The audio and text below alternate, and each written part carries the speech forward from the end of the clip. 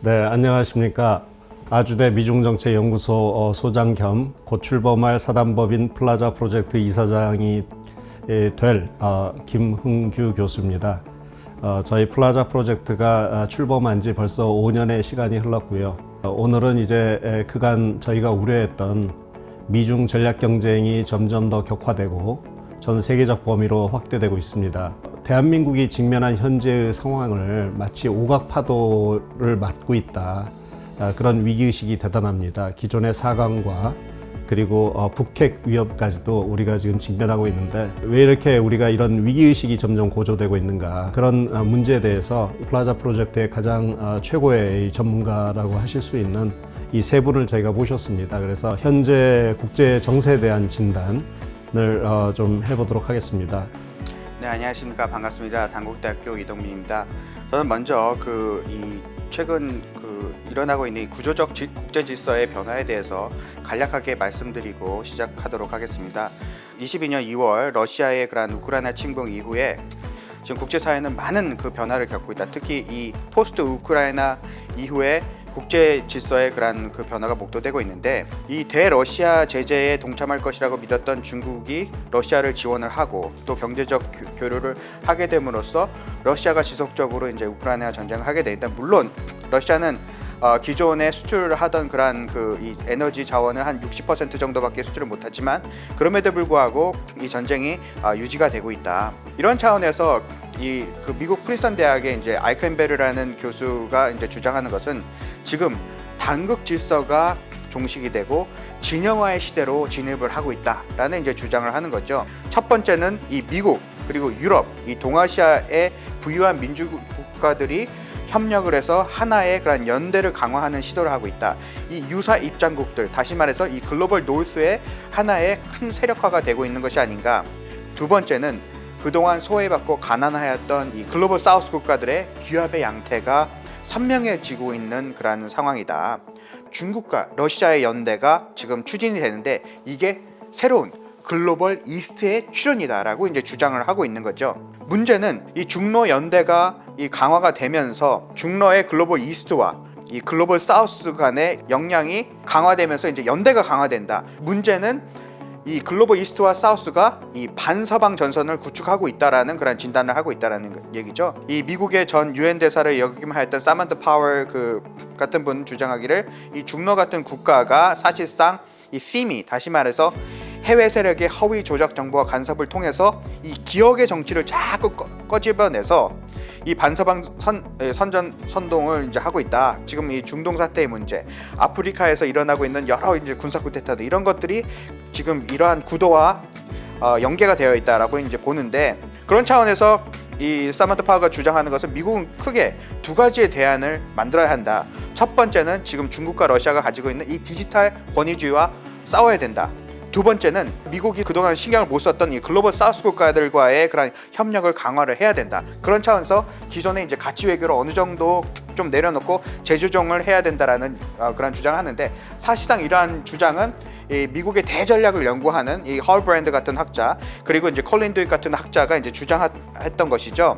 만약에 지금의 이 상황이 지속이 된다면 글로벌 이스트와 사우스가 연대가 되면 전 세계 인구의 한 80%가 되기 때문에 미래의 시장이 다른 방향으로 이제 고착화가 될 수 있기 때문에 오히려 이 디커플링 같은 것들이 이제 미국을 고립시킬 수 있다는 그런 위기감도 이제 대두가 되고 있다라고 보여집니다. 이러한 흐름에 대응하기 위해서는 크게 이제 세 가지 차원에서 대응이 필요한데, 첫 번째는 중로에 대한 군사적 대응, 두 번째 옵션은 중국과 러시아를 분리를 시키려는 그런 시도, 그리고 세 번째가 글로벌 사우스와 이제 연대를 하는 것인데, 첫 번째는 당연히 이 큰 전쟁을 야기하기 때문에 이제 공멸을 할 수밖에 없는 부분이기 때문에 이제 불가능하다. 그리고 둘째는 가능한데 중국과 러시아 중 어느 쪽에 힘을 실어줘야 하는가. 그리고 세 번째는 이 글로벌 사우스들과의 협력은 이제 예산 문제가 이제 대두가 되는데, 향후 이제 앞으로 이제 에이펙 정상회담에서 어떤 결과가 나올지 모르겠지만 이제 미중러 간의 복잡한 이란 대응 있을 것으로 보는데, 거기에 대해서 이제 우리가 준비를 해야 된다. 그런 맥락에서 한국이 또 이 글로벌 중추 국가로서의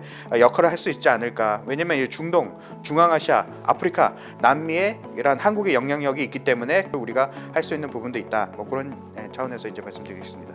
네, 그 위기도 중층적으로 지금 다가오고 있지만 그것이 오히려 기회가 될 수도 있다라는 지금 대단히 중요한 지적을 해준 것 같습니다. 이 경제 안보 분야에 있어서 가장 창의적인 어떤 제안들을 많이 내주고 계시는데 우리 이왕희 교수님 어떻게 보고 계시는지. 네. 2017년 트럼프 행정부가 등장한 이후에 미중 무역 전쟁이 일어났습니다. 그래서 이제 세계 경제가 미국과 중국을 중심으로 하는 두 개의 블록으로 나눠질 것이다.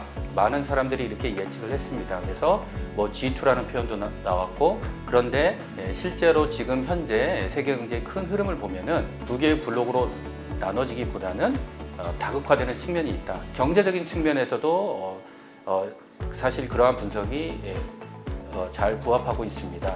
최근에 이제 IMF에서 나온 세계 경제 전망 보고서를 보면은 세계 경제는 미국과 미국을 중심으로 하는 서방 블록, 중국을 중심으로 하는 블록, 그리고 이제 글로벌 사우스, EU나 라틴 아메리카가 미국과 독립적으로 이제 다른 입장을 취할 수도 있다. 이런 분석을 하고 있습니다.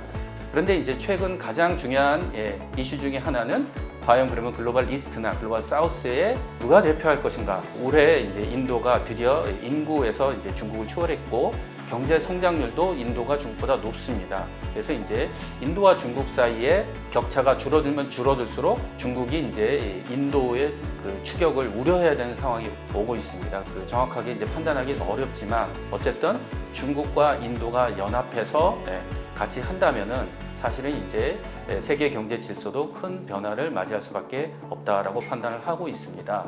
실제로 지금 현재 세계에서 가장 중요한 국가 간의 모임 중에 하나가 이제 G7입니다. 그런데 이제 G7의 GDP보다 브릭스 국가들의 GDP가 더 커질 것이라는 예측이 나와 있습니다. 세계 경제를 전망할 때 G7만 봐서는 전혀 이해를 할 수가 없다. 그러니까 브릭스까지 같이 포함해서 봐야 된다라는 것입니다. 그런데 이제 앞으로 세계 경제가 어떤 식으로 이제 발전할 것이냐 여기에 대해서는 이제 크게 세 가지 정도의 쟁점이 있습니다. 첫 번째는 이제 디커플링과 디리스킹의 문제입니다. 디커플링이라는 거는 이제 서로 정치적인, 경제적인 체제나 이념을 달리하는 국가들이 이제 서로 분리되는 것을 의미합니다. 그래서 이제 미국과 중국이 서로 투자도 줄이고 무역도 줄이는 이러한 것을 통해서 이제 독자적인 경제권으로 그래서 블록화를 추구하고 있다. 이런 측면에서 이제 디커플링이라는 말이 많이 유행을 하고 있는데요. 올해 초부터 EU, 미국, 심지어는 이제 영국까지 우리는 디커플링을 추구하는 것이 아니라 디리스킹을 추구하는 것이다. 그러니까 디리스킹이라는 거는 실제 디커플링이 될 경우에는 경제적인 충격, 피해가 어마어마하기 때문에 전략적으로 중요한 분야만 통제를 하고 나머지는 그냥 옛날처럼 교류를 하겠다 이런 식으로 이제 그 범위를 굉장히 축소한 겁니다. 그래서 이제 미국에서 많이 얘기하는 게 이제 그 스몰 야드 하이 펜스 제재의 범위는 줄이되 그 강도는 높이는 이러한 식의 전략을 선택을 하겠다라고 얘기를 했습니다. 그런데 이제 중국의 반응은 디커플링과 디리스킹은 차이가 없다. 그 가장 대표적인 사례가 반도체입니다. 그래서 중국이 반도체 산업에서 이제 미국을 추격하고 있다. 자꾸 이런 보도가 나오니까 미국에서는 더 강력한, 더 포괄적인 지금 제재를 계속 도입을 하고 있거든요. 그래서 중국 입장에서 봤을 때는 디리스킹이나 디커플링이 차이가 없다. 지금 미국이나 서방이 변한 건 하나도 없다. 이렇게 반박을 하고 있습니다. 두 번째 문제는 세계 경제가 이제 다극화된다면 어떤 방식으로 다극화되느냐라는 문제입니다. 가장 중요한 이제 행위자가 이제 사실은 미국과 중국인데 거기에 이제 비슷한 규모로 성장할 수 있는 국가가 바로 인도입니다.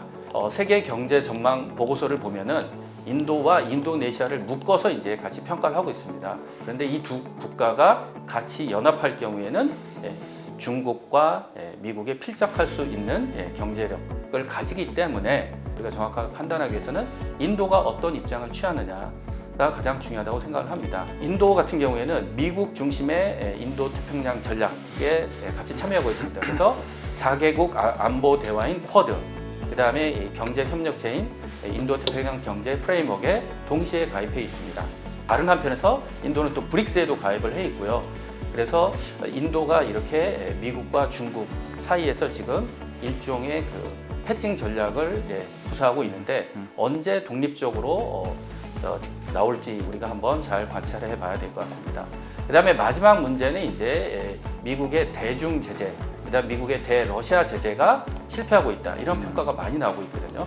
미국은 과학기술, 금융에서 굉장히 우월한 지위를 가지고 있습니다. 이런 것들 이용을 해서 우리가 흔히 상호 의존의 무기화라고 하는 다양한 종류의 제재를 중국과 러시아에 부과하고 있습니다. 최근 상황을 보면은 대중 제재나 대러 제재가 예전처럼 효과적이지 않다. 즉 미국의 힘이 빠진 것이 아니냐. 그래서 현재 미국의 이제 그 경제력이 많이 쇠퇴하고 있습니다. 그리고 세계 경제에서 미국이 차지하는 비중도 굉장히 많이 떨어지고 있고요. 이런 상황에서 만약 미국이 이러한 제재를 효과적으로 동원할 수 없다면 앞으로 이제 미국이 세계 경제에 미치는 파급력은 쇠퇴할 수밖에 없다. 이런 측면에서 우리가 미국의 제재의 실효성에 대해서도 주의 깊게 살펴봐야 된다고 생각하고 있습니다. 저기 이동민 교수님께서 군사 안보 질서에 대해서 얘기했다면 우리 이왕희 교수님께서는 경제 안보 그리고 국제 정치 질서에 대해서 말씀하셨는데 모두 공통점이 현재 그 다극화의 추세로 가고 있고 상당히 불확실성이 지금 증가하고 있다. 그런 이제 문제점들을 지적해 주셨습니다. 다음으로는 이제 우리 한반도 문제에 대해서 제가 생각하기에는 대한민국 최고의 전문가이시고 최근에 이제 한반도 국제 정치의 비극이라는 책을 쓰셔서 저 개인적으로 무척 감동을 받은 그런 이제 글을 쓰셨는데 전봉구 교수님께서 아마 저기 말씀해 주실 것 같습니다. 네. 앞에 두 분께서 세계적인 지정학의 위기 또는 지경학의 위기를 말씀하셨습니다. 사실은 한반도도 그게 못지않는 어쩌면 그보다 더 심각하고 치열한 군사 안보적 위기 국면에 들어갔다.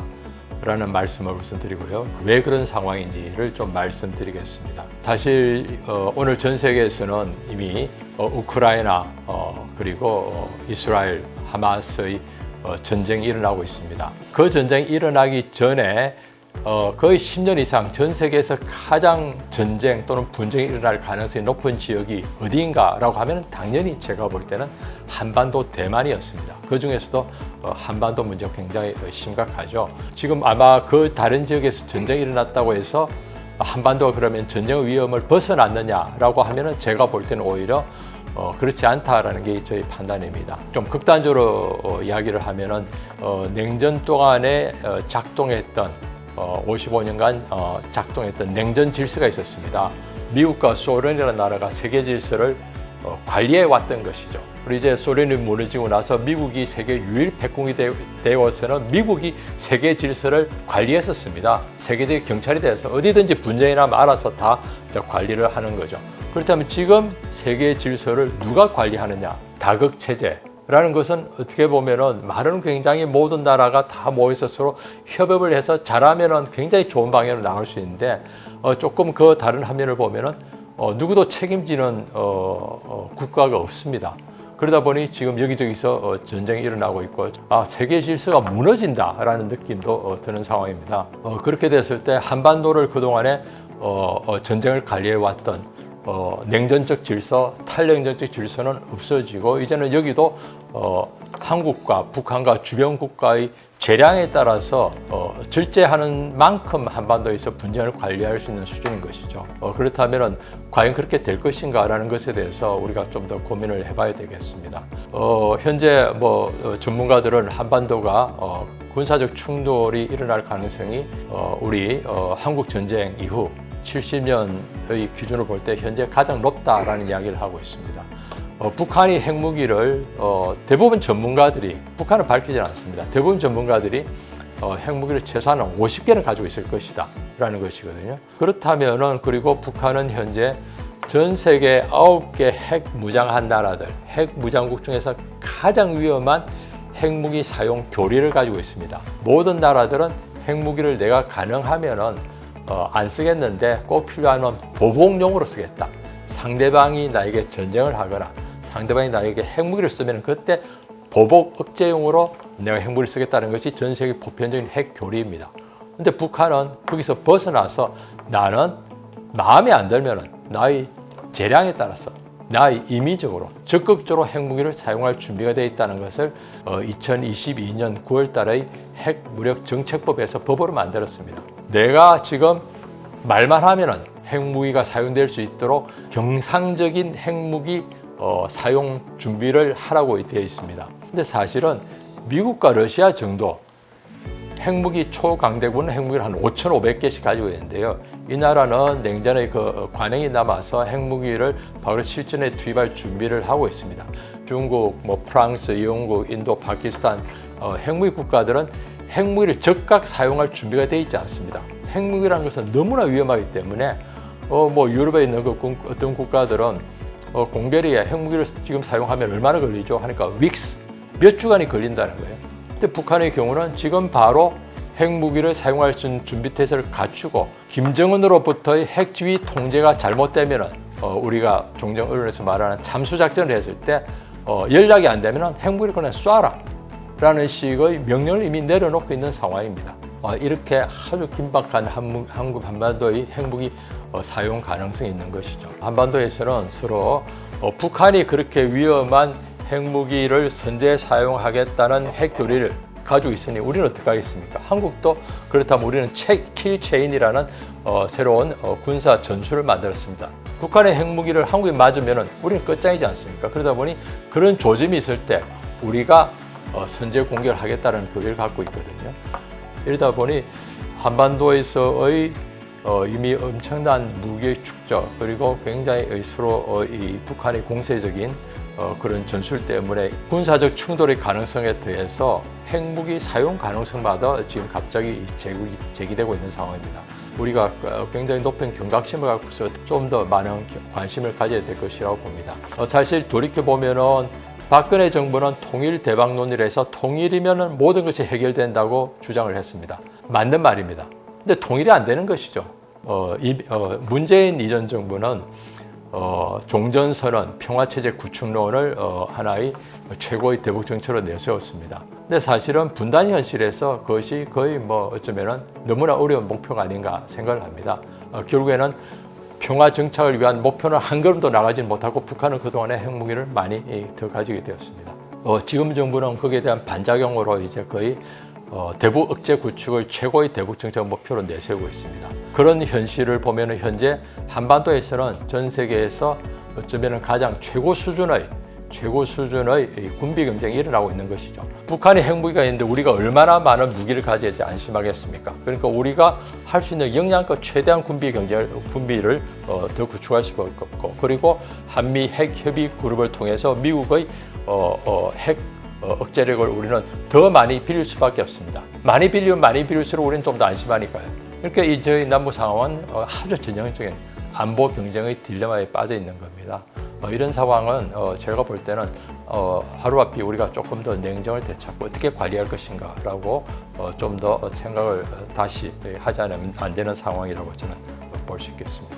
우리 역사를 되돌아보면 고려대 문종이나 선종조, 그 다음에 조선시대 광해군처럼 이제 나름대로 어떤 위기 상황에서 그 자율성을 가지고 이제 대응하려는 노력을 했던 적도 있는데 사실은 이 동북아 지역 혹은 더 넓게는 이 세계에서 어떤 패권 질서가 바뀔 때, 그 다음에 세력 전이가 있을 때 한반도는 단 한 번도 전쟁이나 나라가 망하거나 혹은 그 엄청난 국난을 당한 예에서 벗어난 적이 없습니다. 예외가 없습니다.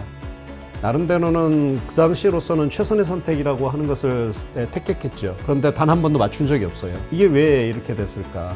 오늘날도 아마 역사가들이 기록하면 엄청난 지구적 차원에서의 어떤 질서의 변화 그리고 새로운 질서의 어떤 태동을 지금 만들어가는 그 과정에 있다라고 우리는 아마 얘기할 겁니다. 그러면 만약 우리 역사가 반복되거나 혹은 맞다면 우리는 또다시 이제 전란에 이제 한반도가 들어갈 가능성이 대단히 높은 시기에 우리가 직면해 있는데 윤석열 정부가 과연 여기에 대해서 나름대로 최선의 어떤 정책이라는 것을 지금 하고 있을 겁니다. 우리도 아마 그 지혜를 모아가려고 하고 있고 그런데 우리 조상들이 범했던 것처럼 또다시 그 어떤 그 잘못된 선택을 우리가 혹은 잘못된 준비를 할 수도 있지 않겠습니까? 안타깝게도 우리는 잘한 선택, 잘한 그 어떤 대응을 제대로 해본 경험이 최근 들어서 역사 속에서 본 적이 없어서 우려가 점점 높아지고 있습니다. 현재 우리의 대응은 어떻게 해야 되는지 이런 상황에서 그런 것들을 좀 얘기를 좀 해봤으면 좋겠습니다. 우리 이동민 교수님부터 다시 할까요? 네네, 감사합니다. 전범 교수님께서 굉장히 중요한 말씀을 해주셨습니다. 이제 한반도의 그런 그 위기의 시기가 이제 도래하고 있다. 물론 이제 이 세계 질서의 변화에 대해서는 이제 말씀해 주셨는데, 사실상 이 존 미얼사이머라는 이제 학자가 이제 주장하기를 지금 2차 세계대전 이후에 만들어낸 이 자유국제 질서는 붕괴할 수밖에 없다라는 이제 주장을 하세요. 그러면서 두 가지 대안을 이제 주시는데, 첫 번째는 이 아시아판 나토를 만들어야 된다. 그리고 두 번째가 아까 말씀하신 것처럼 중국과 러시아를 이제 분리를 시켜라는 그 얘기인데, 이 영내가 굉장히 이 위험하다라는 그런 취지의 이제 말씀인 것 같습니다. 북한의 핵 법제화를 통해서 한반도가 강화되고 있고, 러시아는 이 북한보다 더 먼저 이제 이 핵을 사용할 수 있는 방안을 마련했고, 중국도 최근 들어서 선제 핵 사용 원칙을 이제 조정하는 그런 면모를 보이고 있는데, 이 핵의 경량화 그리고 소형화가 되는 게 오히려 핵을 사용할 수 있는 방향으로 나가는 것이 아닌가, 위기의식이 있다는 것이죠.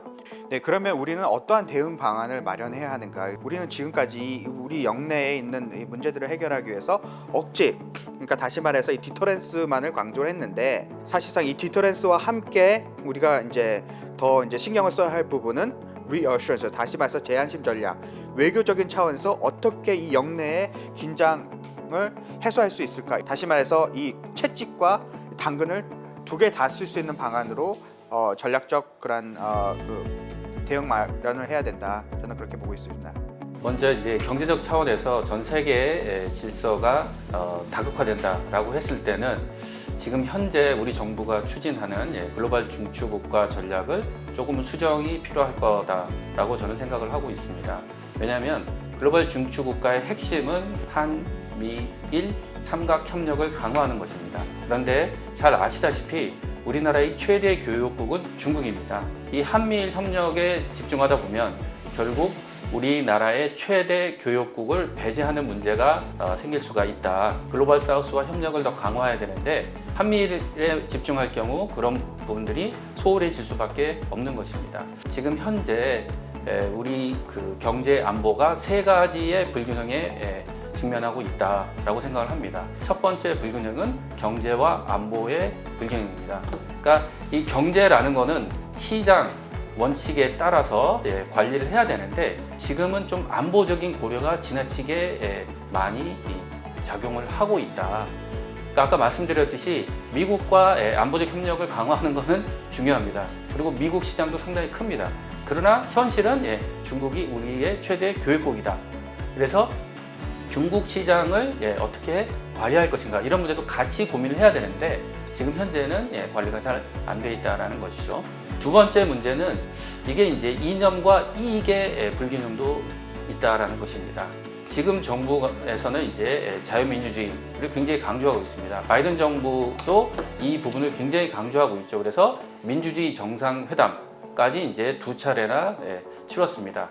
그런데 경제에서 가장 중요한 건 이념보다 사실 이익입니다. 기업 같은 경우에는 이익이 나지 않으면은 회사가 언제든지 사라질 수가 있습니다. 이런 측면에서 이익을 우리가 충분히 고려할 수 있는 대외 경제 정책을 추진해야 되는데 현재는 조금 이념이 과잉이 아닌가, 이런 평가를 할 수가 있습니다. 그리고 이제 마지막으로 중요한 건 미국과 중국의 사이에서 우리가 또 균형을 잡는 것이 중요하다. 세계 경제 전체가 이제 다각화됐을 때 가장 중요한 국가는 뭐니 해도 미국과 중국입니다. 지금 우리 기업들이 미국에 집중적인 투자를 하고 있습니다. 여기엔 두 가지 이유가 있는데, 첫 번째는 이제 미국의 강압적인 정책입니다. 미국이 이제 반도체법이라든지 인플레이션 감축법, IRA라고 하죠.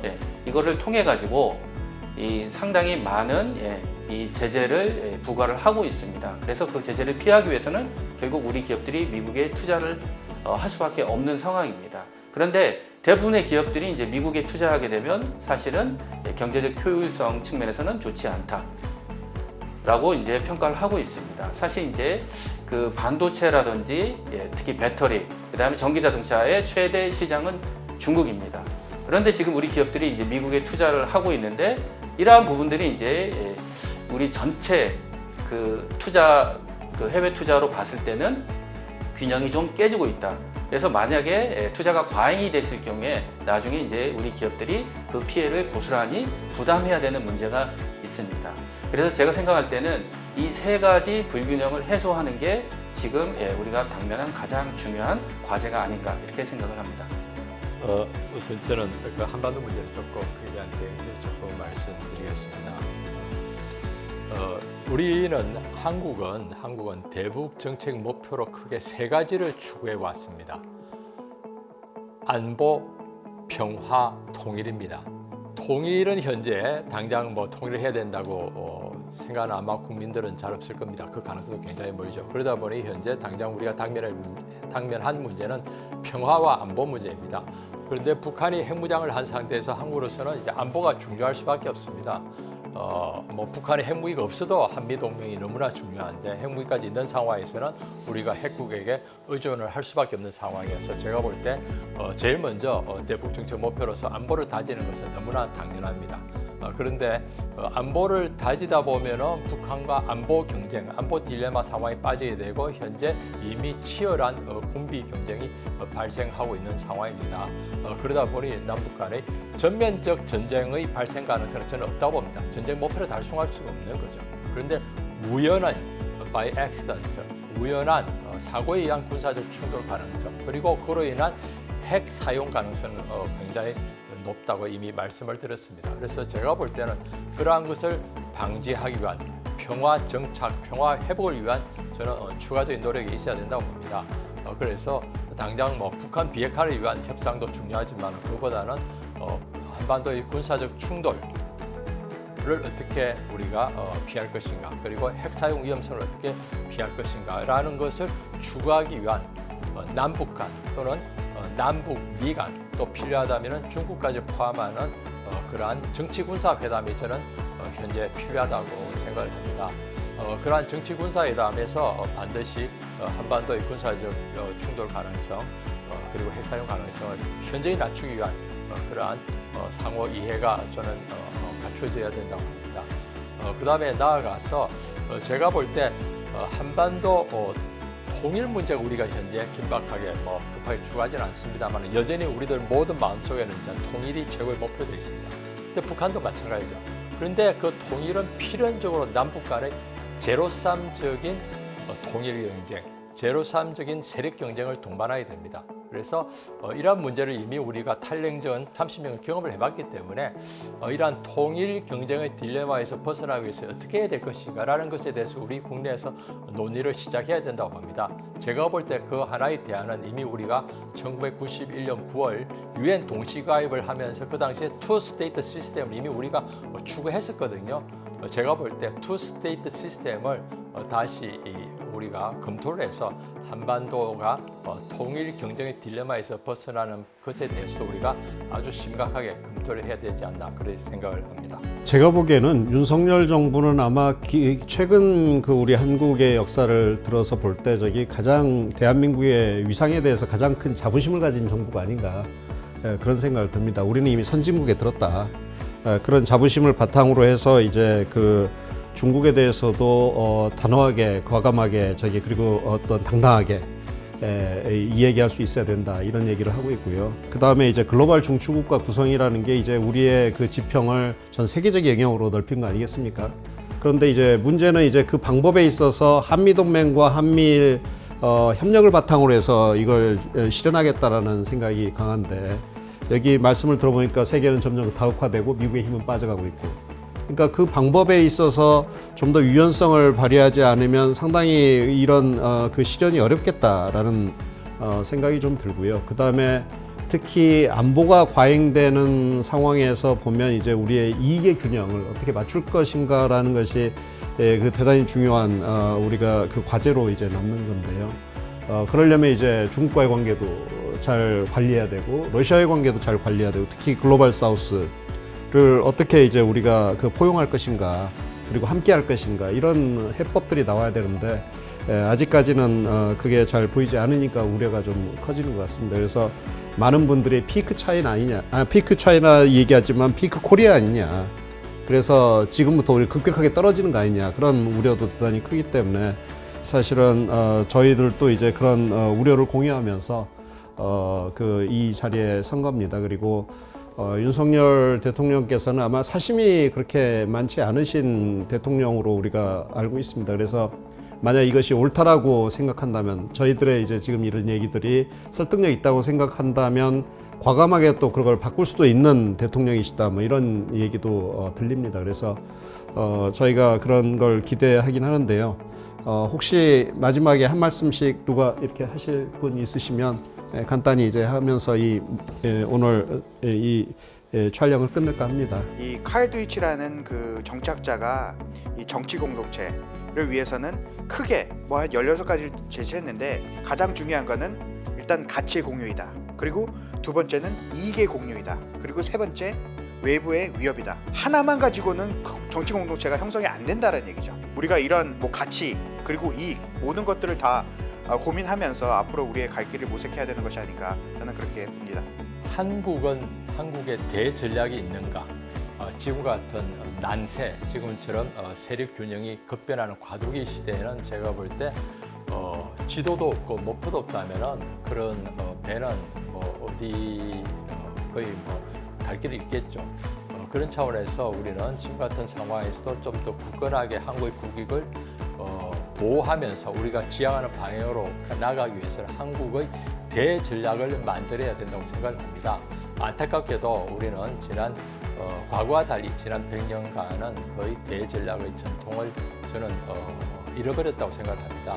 아마 우리 이런 플라자 프로젝트를 통해서 한국의 국민적 공감대를 갖고 지속 가능하고, 그리고 우리가 닥친 많은 어려운 문제를 해결할 수 있는 대전략, 그리고 그를 위한 다양한 원칙들을 저는 좀 세울 수 있게 되기를 기대합니다. 지금 취약한 부분이 뭐냐면, 미국 중심의 국제 경제 질서가 붕괴되었을 때 과연 우리나라가 대비할 수 있는 전략을 가지고 있느냐? 저는 없다고 봅니다. 그러니까 너무 미국 중심으로 세계 경제를 보고 있기 때문에, 사실은 이 미국 중심의 이 브레튼 우드 시스템이 완전히 붕괴됐을 때 우리나라는 굉장히 취약할 수밖에 없다. 미국 이외의 다른 지역, 다른 국가들과 계속 교류를 확대하고, 그 다음에 미국 이후의 시대에 대비하려는 수련을 해야 되는데, 지금 현재 그것이 너무 부족하지 않나. 그래서 사실은 지금 아까도 피크 차이나 말씀을 하셨는데, 피크 아메리카는 이미 한 4, 50년 전에 시작이 됐거든요. 과연 미국 이후에 세계 경제 질서가 어떤 식으로 진행될 건지, 그것에 대비해서 우리나라가 어떤 준비를 해야 될 건지, 이러한 문제들이 본격적으로 좀 검토가 돼야 된다, 이렇게 생각을 하고 있습니다. 저희는 미국을 참 좋아하지요. 그리고 미국과 함께 사실은 성장해왔고, 이 정도 우리가 발전된 이제 그 나라를 이룩할 수 있지 않았겠습니까? 미국이 쇠퇴하고 미국이 세계적인 리더십을 발휘하기 어렵게 되는 상황. 이것은 상당히 저희로 하여금 당혹스럽게 하는 지금 상황입니다. 근데 저는 국제정치학을 전공해서, 국제정치학은 변수가 너무 많아요. 그래서 여기에서 뭔가 단호하게 이야기하거나 세상은 이런 거야 라고 얘기하는 사람 저는 거의 다 사기꾼으로 봅니다. 좌고우면하는 게 맞고요. 그 다음에 항상 변화해가는 그 변수들에 대한 고민들을 우리가 계속 같이 해나가지 않으면 그 답을 찾아내기 어렵습니다. 더군다나 우리는 초강대국이 아니잖아요. 그런 상황에서 저희가 이제 국민적 공감대를 모아나가고, 그리고 특히 이제 가장 이 변화의 세계 속에서 고통을 받을 분들은 우리 국민들이잖아요. 그들에게 같이 이해를 시키고 함께 해나갈 어떤 명분을 만들어내고, 그런 노력들이 상당히 중요한데, 그것은 이제 제가 생각하기에는 대한민국 훌륭한 분들이 많으십니다. 그래서 초당파적으로 그런 분들 다 모아서 의견을 듣고 같이 미래에 어떻게 우리가 이걸 타개나갈 것인가라는 이런 고민들을 좀 해나가는 노력들이 이제 필요하지 않는가, 그런 생각이 됩니다. 특히 우리 정치인들은 사실 국제정치를 공부할 수 있는 시간과 그 고민을 해본 게 그렇게 많지 않잖아요. 그래서 전문가들을 중히 여기고 그리고 함께 국민적 공감대를 모아나가는 그런 작업들을 좀 해야 된다고 저는 생각합니다. 그래서 저희 플라자 프로젝트는 초당파적으로 미중 전략 경쟁 시기에 어떻게 대한민국의 미래 국가 안보 경제 전략을 만들어갈 것인가를 계속 고민하는 그런 이제 공부 모임이고요.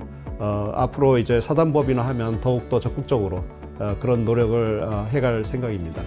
감사합니다.